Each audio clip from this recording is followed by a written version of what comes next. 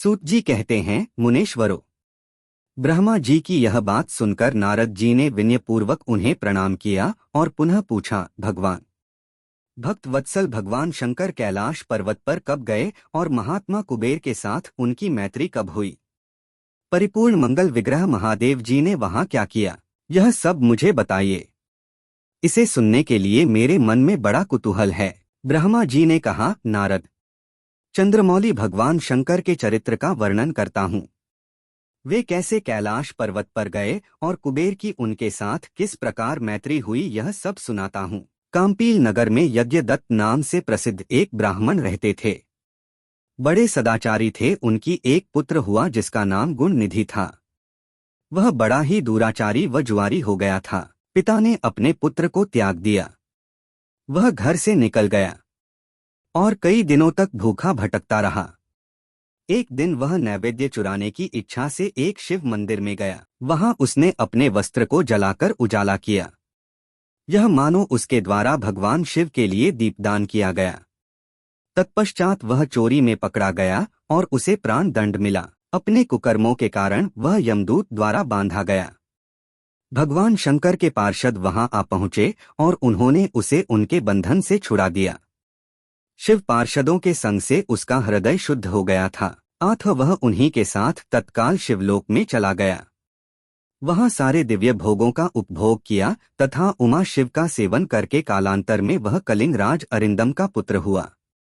उसका नाम था दम। वह निरंतर भगवान शिव की सेवा में लगा रहता था। बालक होने पर भी वह दूसरे बालकों के साथ शिव का भजन किया करता था। युवावस्था को प्राप्त हुआ। पिता के परलोक गमन के पश्चात राज सिंहासन पर बैठा। राजा दम बड़ी प्रसन्नता के साथ सब और शिव धर्म का प्रचार करने लगे। भोपाल दम का दमन करना दूसरों के लिए सर्वथा कठिन था।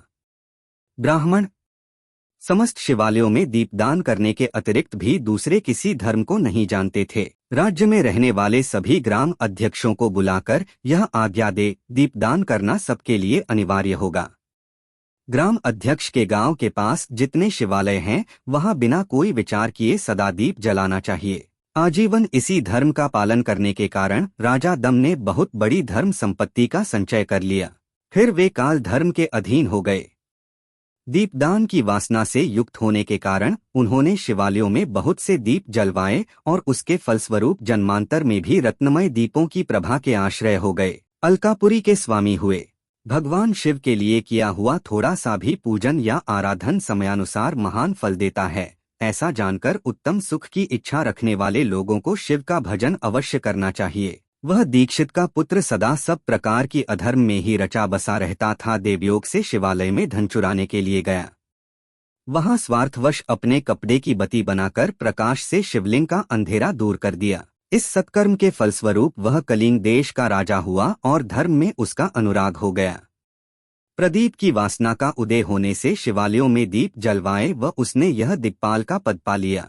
मुनीश्वर, देखो तो उसका वह कर्म और कहाँ यह दिक्पाल की पदवी, जिसका वह मानव धर्मा प्राणी इस समय यहाँ उपभोग कर रहा है। तात, यह तो संतुष्ट होने की बात बताई गई। एक चित्त होकर यह सुनो कि किस प्रकार सदा के लिए उसकी भगवान शिव के साथ मित्रता हो गई। वर्णन करता हूँ। ब्रह्मा जी कहते हैं, मुने, उधर सती ने आश्विन मास के शुक्ल पक्ष की अष्टमी तिथि को उपवास करके भक्तिभाव से सर्वेश्वर शिव का पूजन किया। इस प्रकार नंदाव्रत पूर्ण होने पर नवमी तिथि को दिन में ध्यानमग्न हुई सती को भगवान शिव ने प्रत्यक्ष दर्शन दिया।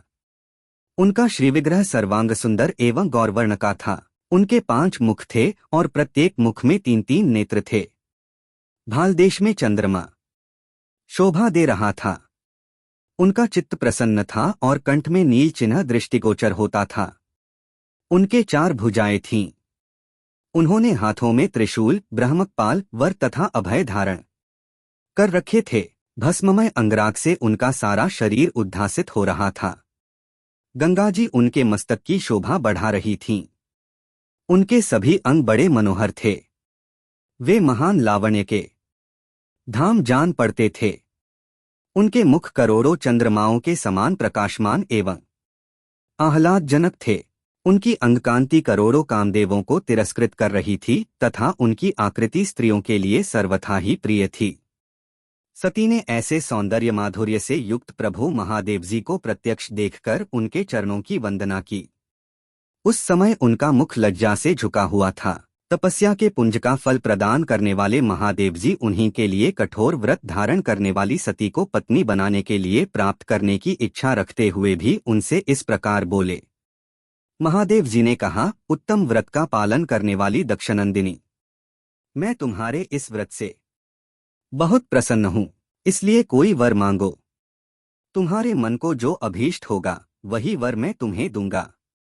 ब्रह्मा जी कहते हैं, मुने जगदीश्वर महादेव जी यद्यपि सती के मनोभाव को जानते थे तो भी उनकी बात सुनने के लिए बोले कोई वर मांगो, परंतु सती लज्जा के अधीन हो गई थीं, इसलिए उनके हृदय में जो बात थी उसे वे स्पष्ट शब्दों में कह न सकीं। उनका जो अभीष्ट मनोरथ था वह लज्जा से आच्छादित हो गया। प्राणवल्लभ शिव का प्रिय वचन सुनकर सती अत्यंत प्रेम में मग्न हो गईं। इस बात को जानकर भक्त वत्सल भगवान शंकर बड़े प्रसन्न हुए और शीघ्रतापूर्वक बारंबार कहने लगे, वर मांगो। सत्पुरुषों के आश्रय भूत अंतर्यामी शंभु सती की भक्ति के वशीभूत हो गए थे। अगर आप हमारे ज्ञान चैनल पर नए हैं तो प्लीज़ सब्सक्राइब कीजिए और आपको वीडियो पसंद आया हो तो लाइक कीजिए ताकि ऐसे ही अच्छे वीडियोस हम आपके लिए ला सके। धन्यवाद।